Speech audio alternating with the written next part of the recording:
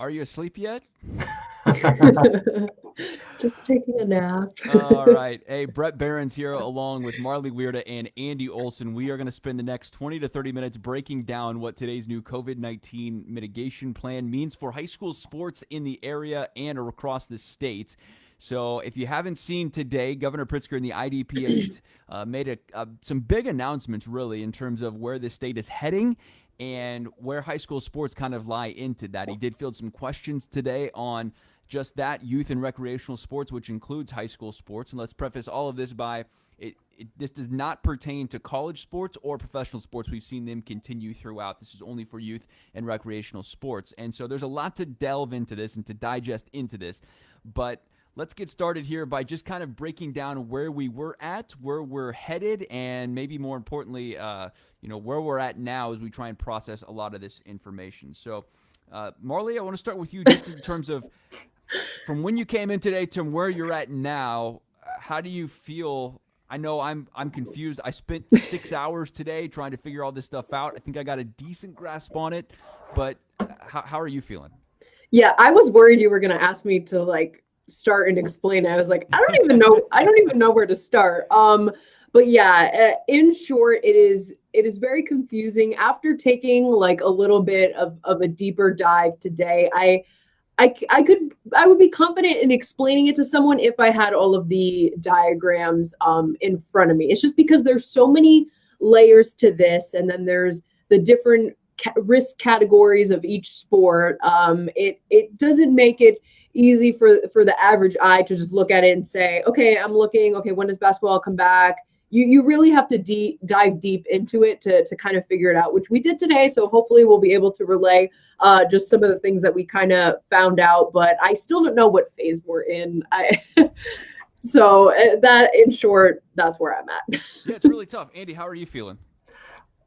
Just about sports coming back, or if I'm tired after all that reading that we had to After do. you've tried to figure out what the heck is going on. I think I have a good grasp on what the parameters are for what needs to happen for sports to come back. It's a lot of information getting thrown at you. You have to have an understanding of a lot of different things, like at what level is the numbers going up good or going down bad. There's a lot to take in, but I feel like after reading it, we have an idea of when we could possibly expect these things to maybe happen. Again, these are just kind of pathways like we've talked about for these things happening. There still needs to be more, of course, developed with the numbers as far as COVID cases and hospital beds in the state. But we'll get into that, I'm sure. So I feel like I have a pretty good idea, but I'm excited to wrap it out with you guys and see if we actually know it, because we're all working and learning together on it. All right, so let's start breaking this down. I got some graphics on here that we can pull up on the screen just to kind of see where we're at. And I want to hear from people. I want to hear from you guys in terms of, where are you at? How do you feel about all this? Are you on one end of the spectrum where you're very optimistic? Are you on the other end of the spectrum where you're just like, hey, this isn't happening, and trying to move on from that? And I get it, and I think it's tough. Believe me, I don't frown on any kid that – it's just like I don't have any desire to play anymore, and I don't think that is more than uncommon as we get to this point now, where it's just like, look, you've strung us along for so long.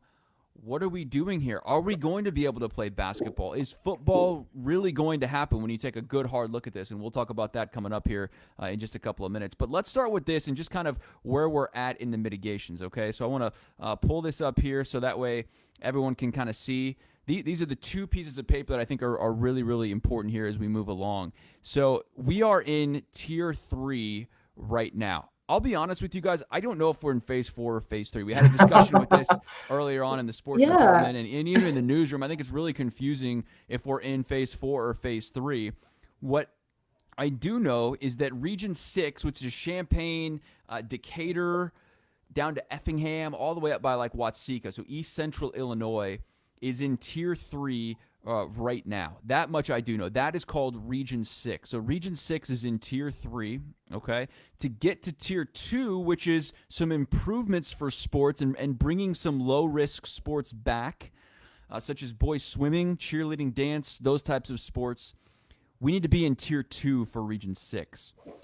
And that is coming. Andy and I did some research today, and Marlee was part of this as well in terms of some metrics. We could be in Region 6, for all of those people in Region 6, into Tier 2 by tomorrow on Saturday, if their hospitalizations stay low for one more day. And this kind of gets brought up here as well in this graphic. And look, I understand all this is really confusing, but if you just get a grasp today that Region 6 is in Tier 3, and to improve positivity rates, they have to be below 12% for 3 consecutive days in the 7-day rolling average.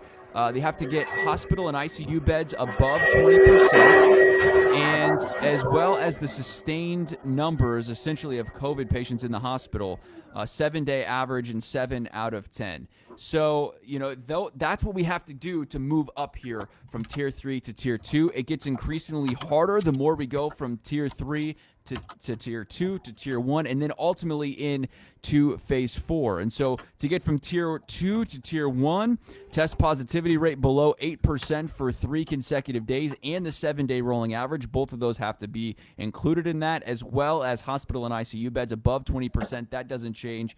And the COVID patients for 7-day average and 7 out of the last 10 days, you can't have an increase in that. So in Region 6 right now, we are almost ready to get to Tier 2, which would allow some sports to come back. That's the positive news out of all of this. When we think of Tier 3 to Tier 2 to Tier 1 to Phase 4 to Phase 5, getting to Phase 4 would essentially be where we were at in the summer. Phase 5 means there's a vaccine, widespread herd immunity. The pandemic is essentially over, and I don't see that happening anytime soon here.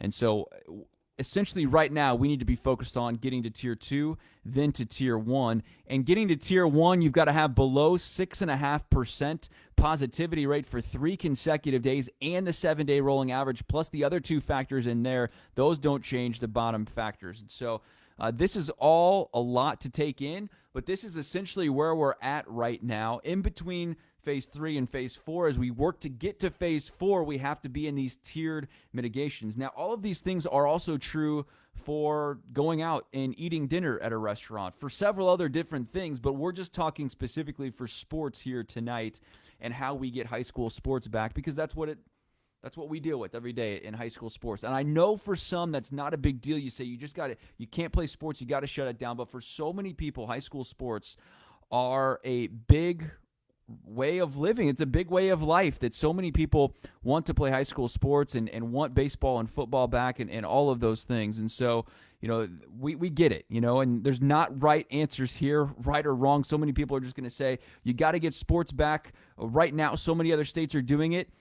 Believe me, I get that, and I completely understand that every other state surrounding Illinois is playing basketball right now, and Illinois is not. And that doesn't seem fair to me, but it is what it is, and that's what Governor Pritzker and the IDPH have come up with, and I don't see them backing down from that anytime soon. So out of all of that, can we simplify, Marlee and Andy, to get to where we are and getting to Tier 2 and to Tier 1? I've been talking a lot here. I want to hear from you guys and your takeaways from all of that. Yeah, essentially the biggest point is to move up, and for high school sports to come back is we just need to improve as far as the COVID rates in our region. So it's like that 6% that you mentioned, Bret, is that we have to stay under that threshold for so many days before we can move up to another tier. So I'm going to pull up my little chart here so I can reference this and try and explain it a little bit better. So right now, only low risk sports are able to do anything at this moment. But my question is, okay, we're only seeing on this graph, it's at, let's see. Okay, so high risk sports in Tier 2, or excuse me, in Tier 1 can only scrimmage and they're not allowed to compete. So does that mean we need to be in Phase 4 or 5 before they're actually able to compete? They didn't lay that out for us. So I think that's a concern going forward. But we do know with high risk sports, basketball, football, is that they will be able to do scrimmages with parental consent for minors, no competitive play under level 2, tier 1. Does that make any sense? Oh, here we got the graph. Okay. So yeah, so those high risk sports, so that's like basketball, football, medium risk sports would be volleyball, soccer, and the low risk sports, baseball, track and field, softball, swimming. Am I missing anything, guys? I think and wrestling is considered a high risk sport. Yeah, obviously well. wrestling's a high risk sport. Yes. There, I think it's going to be, really tough to get wrestling back. I think it's going to be difficult to even get football back and basketball according to these levels here. And as we get this graphic up here, the levels are based on, you've got phase, you've got tier, you've got levels, you've got risk categories and lower, medium, high. Like they didn't do a good job here of making this easy for anybody. But in terms of this is how they break down. And this bottom part here on this graph is the new information today in terms of sport risk, tier 1, 2, and 3. And like I said, we're in tier 3 now in region 6. I think that encompasses most people in our viewing area. Although if you do move west over to Springfield, they are in a different tier level right now. In region 1, 2, and 5 today, they met the criterion to move down to tier 2. And so you can see here it correlates between level 3. If you're in tier 2, level 3 lower risk sports, they can hold competitions. And for us in this area, that's mainly going to be boys swimming and diving, cheerleading and dance also included in that, like Marlee mentioned. Medium risk sports level 2, there are no medium risk sports right now for the winter season. And then level 4, nobody is in that right now. Once we get down to tier 1, the lower risk sports could hold, out of state play, championship games allowed. I think you could have, a state championship at that level. We're a little ways off of that. And Andy, we did some research today, just looking back to when the last time we were in that level 1, phase 4 kind of category, and it was early October.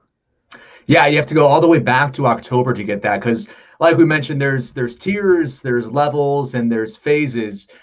Basically, you need to get below a certain percentage of your positivity rate and also have 3 consecutive days below that percentage. You talked already, Bret. We're below that 12% here in Region 6 right now. That would get us to Tier 2. Now, of course, like you mentioned, Tier 2, it's kind of confusing, but tier 2 is when some of those low risk sports can start their season. Like we mentioned already, the swimming seasons and everything. So we're, by all accounts that we've seen by the information provided to us by the government, Region 6 should be able to go into that as soon as Saturday, which is important to get some of those low risk winter sports seasons started. Getting then that positivity rate lower than 8% is the next threshold, which Region 6 is near right now. That's when you'll start seeing some of those medium risk sports. And, Bret, we've seen that since October, like you mentioned, we haven't had one of those below 6% days, which would be getting to phase 4, which would be when your football and your basketball can start. We haven't had one of those days, like you mentioned, since early October. Since then, the pandemic has been on the rise, so we're finally starting to see it decline a little bit, which is why maybe they had waited this long to get some of this information out there while, deciding when it would be safe enough. Finally, in decline, it is safe enough that they've decided. So it feels like a little bit more before we can get to that point where phase 4 is a possibility. But October is a long time, and at least we're happy to see it going down at least a little bit at this point. Go ahead, Marlee. Sorry, just to throw a wrench in things is that we also are seeing things categorized by spring sports, winter sports, which it adds a whole other layer to this. So even I'm looking right now at this email that we got from the IHSA, and it applies to some of the points that they had mentioned were for spring and summer sports, which puts winter sports up in the air, like basketball, wrestling. So they don't have answers at this moment. So it's a mess, truly. I want to hear from people watching. Send your questions in. We're going to answer them here in just a second. But I wanted to pull this up as well so you can just get a look at this. Here's the regions, the yellow region, including Champaign there, like I mentioned, all the way down past Effingham to Olney up to Watsika. That's Region 6. You head west from that, and that is the Springfield area. and they are close to moving into that as well. The regions that have gone into Tier 2 mitigations right now are up by Rockford and also the Peoria region. They are in Tier 2, as well as Tier 5, Region 5. Pardon me, a lot of region phases and all that. So Region 5 is down in southern Illinois, including Harrisburg, Carbondale, Mount Vernon, all of that area. Region 2 up by Peoria, and then Region 1, the northern Illinois, Rockford area. All of those regions are in Tier 2 right now. So that means they can start low-risk high school sports and contact days for some of these other sports as well. And that's good, too, because these kids have been out. They haven't been doing anything as a team since November 20th. And I think that's important when you're just trying to get these kids back active, trying to get them back in the flow of things. You know, if they can be together in some form or fashion, that's a positive step, whether they have a season or not. And these are the criterion that we talked about earlier, the positivity rate, the hospital bed availability, and you can see those are both green along with the med-surg beds available. And then the COVID-19 patients in the hospital, that's the one number for Region 6 that has to come down. It's 6 days right now, just has to be to 7, so we could have that tomorrow. All right, I want to answer some questions here as we go along. Just get some feedback. Look, I understand this is all really confusing. I understand this is not easy to follow. Believe me, we've been trying to do that all day long. Alex says, I want my swim season. Alex, I feel pretty good that you're going to get your swim season in. And I think this is really positive news today for sports like swimming, cheerleading, dance, for soccer even, and for volleyball. I think those sports might get to play for high school this year. Football and basketball, I think that's a whole different story, and I have some doubts about that.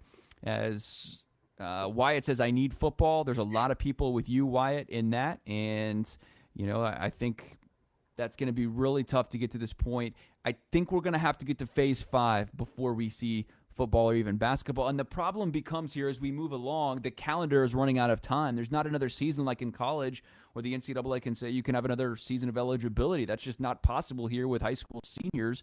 And so what do? You can't push back all of these seasons. At some point you just there's just nothing left. The calendar runs out, and that becomes the issue with that. So we answered there with Nate saying, what's up with football, basketball, baseball? I do think baseball is going to get to play with softball. And Marlee, I don't know how you feel about that, but overall, I think we're going to see some of these sports being played this year, and I think this news today was some positive steps for that. I don't want it to be all doom and gloom here, because for some kids, this is going to be a pathway to getting them back on the field, court, whatever it may be. Right. So with baseball and softball, they're low risk sports, so they would get to Tier 3 quicker than the high risk sports would. And I mean, we had been saying this all along, is that baseball and softball, even track and field, those are sports that you can, easily socially distance. I think back to, when we were covering golf and tennis in the fall. I mean, those went off without a hitch. I think considering all the circumstances, and still the IHSA being in the middle of trying to figure everything out in that fall season, for them to play those sports pretty successfully, I think says a lot. So why not baseball? Why not track and field? Why not softball? Why not some of these low risk sports? But then, that also leaves, as we mentioned, those high risk sports up in the air, like basketball and football. And my heart does break for these guys. I mean, think about the basketball players. It's been close to a year since they've played a game, and it's just, I can't imagine how tough it is for them. But at the same time, I feel like there's a reason why these sports are in the categories that they are, and I think maybe we need to understand that this is being done to keep everyone's health and safety in check. And I think that's all important too. And there's a lot of politics to go into this. We're not going to get into all of that. Look, you can feel how you want about Governor Pritzker, the IDPH. Some people support it, other people don't. I'm not here to judge that. I'm just here to present the facts today about what we know through all of this. Someone asked here as well about IESA sports. I think that's important because, there's a lot of middle school kids that also want to get out and play. And I think that's certainly something that is on a lot of people's minds. And the IESA sent out a note pretty much echoing what the IHSA said. and that regions 1, 2, and 5 have moved to Tier 2.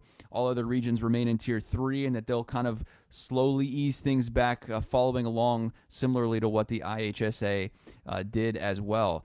Desmond says here, I feel sorry for all the seniors, especially those who are going to get recruited this year. We've done several stories on that, and that is absolutely true. And it brings up the question, you've got so many high school kids and maybe even junior high, but our focus is kind of going to remain on high school kids here because they're the ones that are truly running out of time.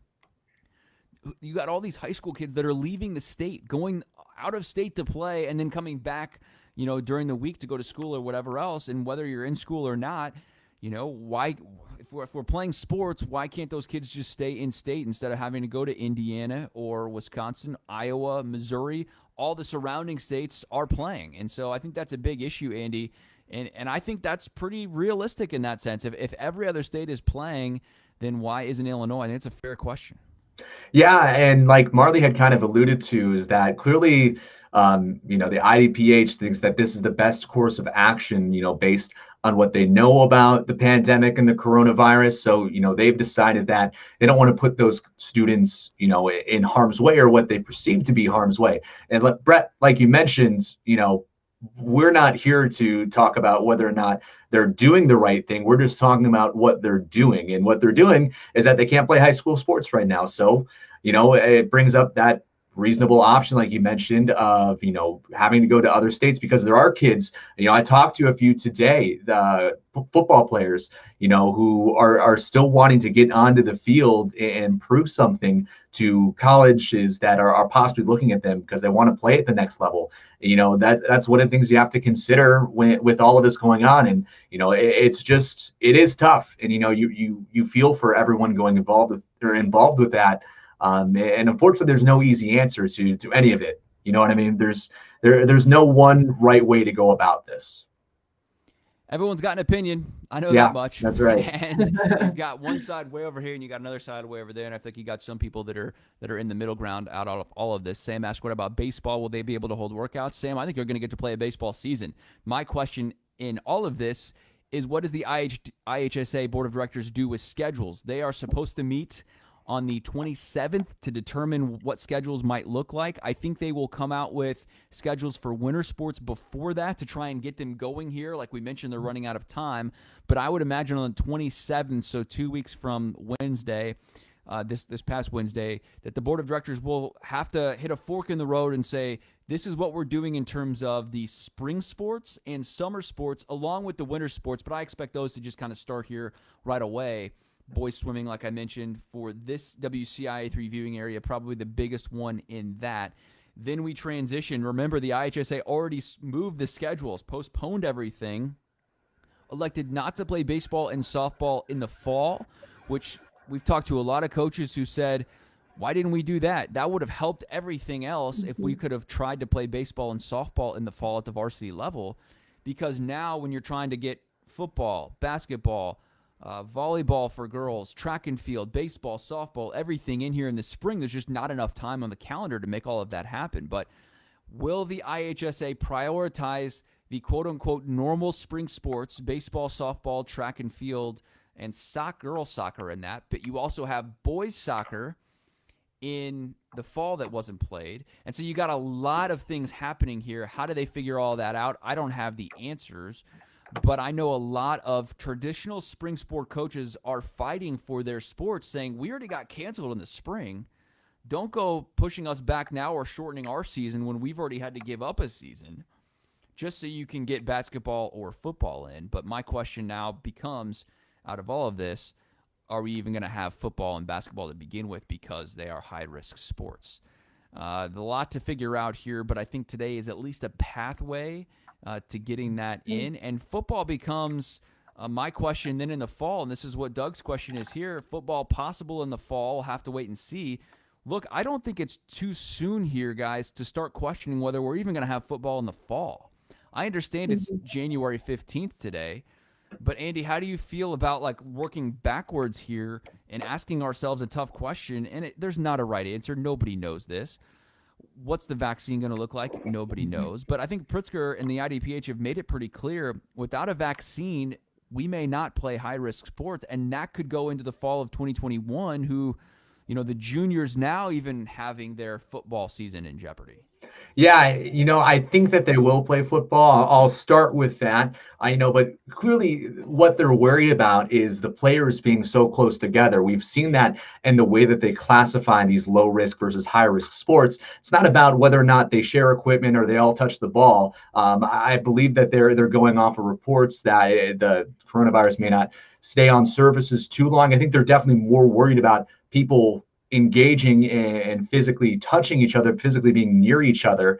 And football is exactly that. That's what football is. So you're right. I don't think it's too harsh to look at 2021 and maybe get worried about that, because we don't know what things will look like, a month from now. We don't know what they're going to look like in the fall. But I think that there will be a football season. There have been ways to do it, the right way, and it's hard to do that when you have high schoolers who you can't really quarantine like a professional athlete or a college athlete away from everyone. They're just kids. It's kind of impossible to do what they're doing at those levels. But I think it's right to bring up. But in my opinion, I think they should be able to get it figured out in time for that season. There's a lot of time between now and then, so we can only hope they get it figured out. The thing that concerns me, though, with football and basketball and the high risk sports is that if we follow the pattern of what we're seeing on the charts, it looked like we would need to be in a phase 5, like pandemic is over type of scenario for these sports to happen. They didn't specifically lay it out, but if you kind of follow the pattern, that's what it looks like, which going back to your point, Bret, like it is very questionable if it will even happen, if we'll see football in the fall. Even the spring is what people are hoping for this spring. And that's where my thought has kind of moved on from that. And I don't want to take any hope. I still hope maybe something will happen here. We can play football and basketball, but I think we need to start looking more forward past that. Melissa asked, why isn't the winter track and field season being considered? I think that's going to be really tough because it's indoors. I think we could see the outdoor track and field season happen. And I wanted to bring this up too. These are the sports that the IDPH puts in their categories of lower, moderate, or high. So just so we can all be on the same page here with this. So you see basketball there on the left being a higher risk sport along with football and wrestling. I think those are probably the biggest ones. These are not all IHSA sports. These are just sports that the IDPH has put on its graphic here. I think it's interesting that flag football or 7-on-7 football is in a moderate risk. So even if we don't play tackle football, maybe we could have some 7-on-7s. That would be a positive step towards that. Soccer and volleyball are in medium risk, which is good that those have not moved to high risk. I think there could have been an argument those should be high risk sports. So I'm really happy to see that they're not and that those are in medium risk sports because I think those can happen this spring. And then you see the lower risk sports, including in there baseball, softball. I think those will happen this year. And you can feel pretty good about track and field even being listed in that those sports are going to happen and that we will see those in the spring. I think that's a pretty safe bet at this point as long as the numbers continue to go down. And I think that's the biggest thing that we need to preface in that. Rodney with a great question. How did other states play and we couldn't and not one outbreak? What's his reasoning? His being Governor Pritzker. We've asked him that question, and he just goes back to the doctors and saying this is what his doctors and the IDPH, Dr. Ezike, and everyone else has come up with that they deem as safe. Whether you believe that's right or wrong, I can't answer that for you, but this is what Governor Pritzker and the IDPH has deemed necessary, and they haven't backed down from that, and I don't think they're going to anytime soon. They say they're relying on the science. They say this is what the science tells them, that it's not safe to play these sports. No matter what any other state is doing, they feel this is what's best for Illinois, and you can argue with that all you want, and we have asked them questions about that repeatedly over the last 9-10 months here. We've been in this pandemic as we close in on a year here coming up in mid-March, but that's what they believe in, and that's what they're going with, and whether you believe that's right or wrong is up to you, but that's what they say. We have talented kids getting overlooked. Yep, absolutely believe you with that, Rodney. You know, it is sad, as Tracy says, for our seniors, but this is where we're at. How many meets will swimming have? Alex questions. I don't know that. I would guess it's going to be a truncated season that's going to be shortened at some point, but the fact that you're going to get to play, I think, is a positive in towards that as we get going along.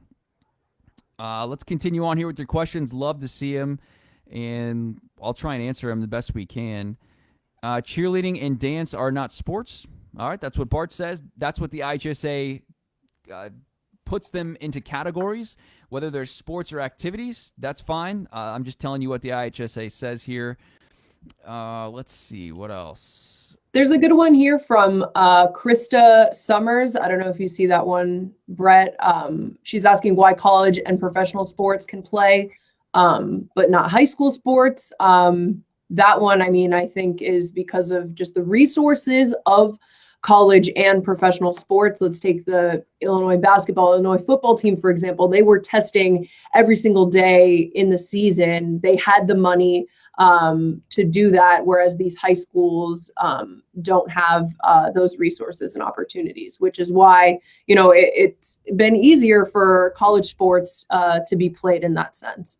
100%. And these mitigations do not impact college or professional sports. And that's because they test. And Governor Pritzker has said that, you know, they're testing every single day per Big Ten policy. They're getting instant reaction from that. And I get people could be disappointed for that, but I think that makes sense. I hope that makes sense to people, that if high schoolers could test every single day, I think we could move forward here with playing some of these higher risk sports. But that's just not the case, and that's not going to happen. It's not feasible in this state that there are going to be that many tests available for the high school kids to be able to play sports. And whether you believe that or not, that's just kind of how it's going to roll here in the state. So, you know, they're going to continue playing college sports. I know that much because there is so much at stake. It's a multi-billion-dollar industry for college basketball and college football. That's why it got off the ground. That's why they developed these tests. That's why Illinois paid hundreds and thousands of dollars to get to this point, to be able to take the field and what they feel to do it safely. I know a lot of people chiming in here. We appreciate all your comments. Some of these are repetitive, so I'm not going to pull up all of them. But, you know, I feel like overall today was a positive step for some, but there's going to be a lot of people that are still disappointed. And it's upsetting. It's sad for so many when other states around us, and by and large, the whole country is moving forward with a plan to play high school sports, and Illinois is not.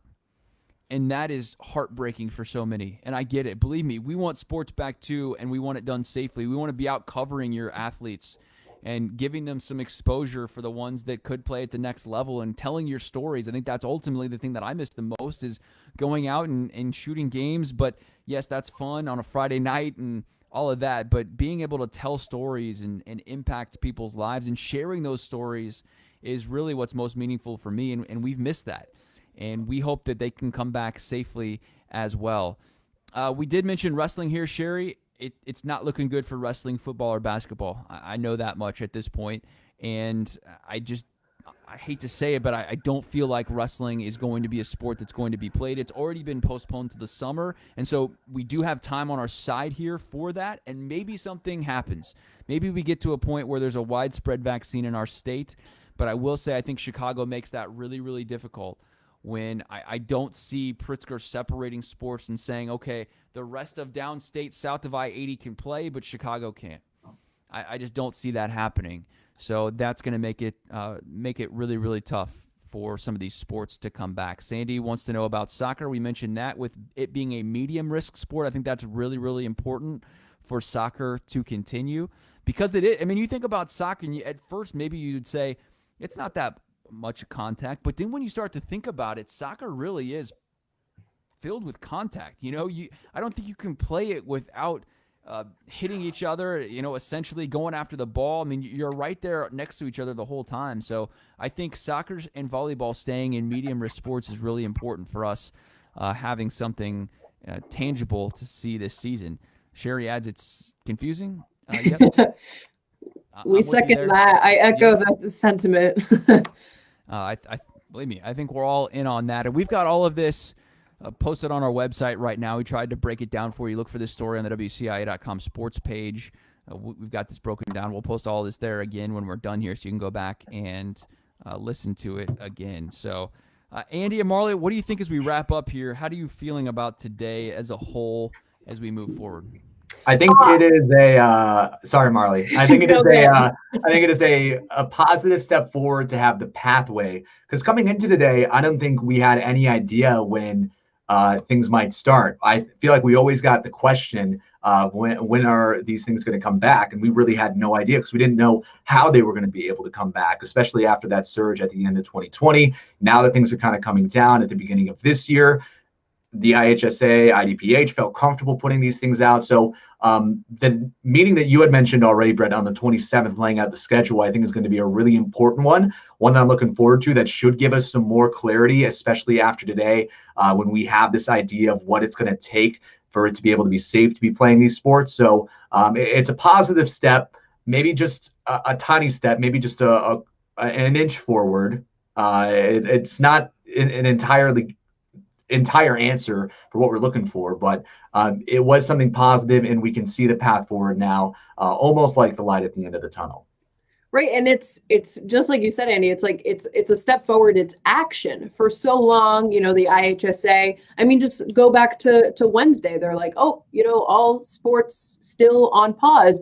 And it had been like that for so long, where it was, okay, there's this board meeting today. There's going to be a decision. Oh, no, sorry, we need more time, which I don't blame them at all. I mean, the people in charge of making these decisions are stuck between a rock and a hard place. But at some point, decision makers, they need to make decisions.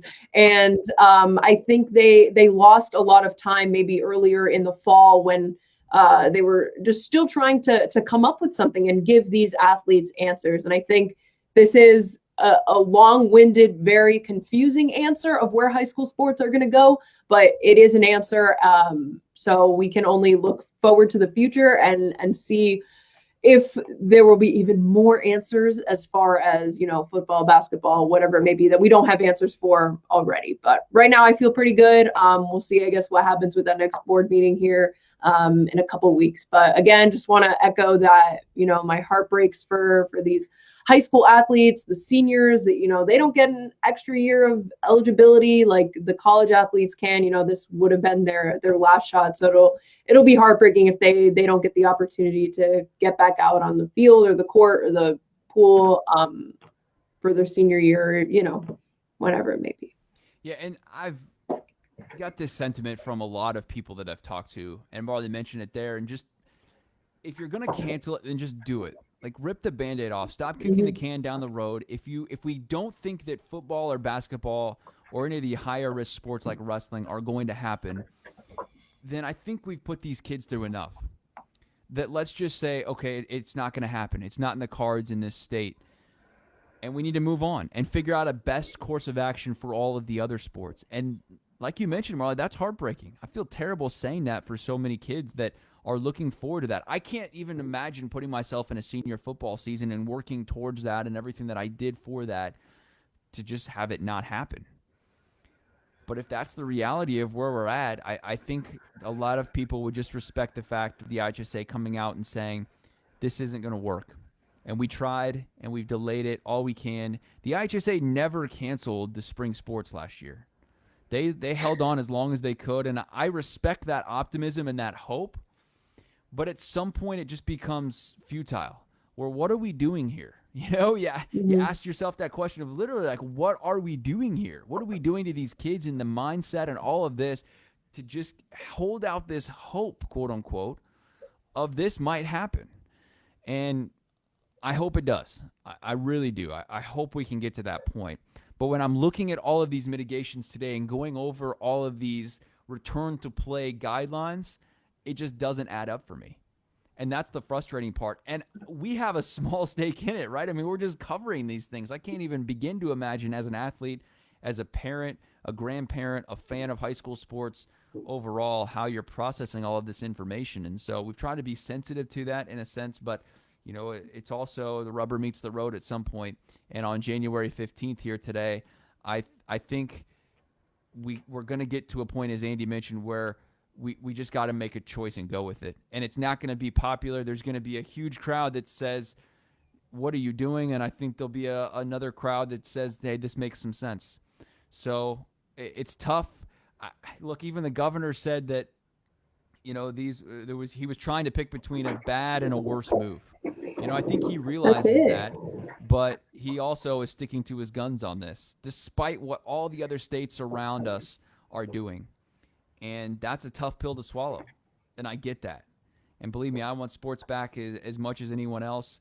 We saw Brad Underwood, Illinois basketball coach. We saw new football coach Bret Bielema for the Illini, and baseball coach Dan Hartlib reach out with a tweet this week and try and offer their support for all of this. But, it's difficult, and they don't have the answers either, but they're also playing their sports, so it's a little bit easier maybe in that sense. But, it's just we're getting to a point here of no return.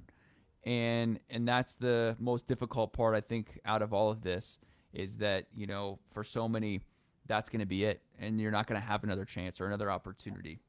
So, Marlee, Andy, thank you. Look for this story on our website, because there's a lot more to detail out of all of this. And look, I get it. The phases, the regions, the tiers, the levels, those are the four main things. Is that four? I don't know. I've lost my brain. Phases, regions, levels, tiers. These are all sport specific in one sense, and region specific in where you're at and where you live, and if you're able to come back or not. What you need to know today is that regions 1, 2, and 5 are now on to Tier 2 mitigations, which allow low-risk sports to come back. Region 3, which is Champaign to Decatur up to Watseka and down to even Olney, that is just one day away from getting down to Tier 2 mitigations, which would allow low-risk sports to come out, and contact days for other sports to start, which is important because high school athletes have essentially not been doing much here the last couple of months. So I think that would be a positive step for that if they could even get back together as a team and work towards something. So Marlee, Andy, thank you. Thanks to everyone who tuned in. Hopefully we didn't confuse you even more. I know this stuff is all very mind-boggling. You're going, wait, what is all of this? But we've got it broken down all on our website, WCIA.com. So for Marlee and Andy, I'm Bret. As long as I remember right. It's been one of those days. You're trying to process a lot. But thanks so much for watching. We'll do it again soon. Have a good night.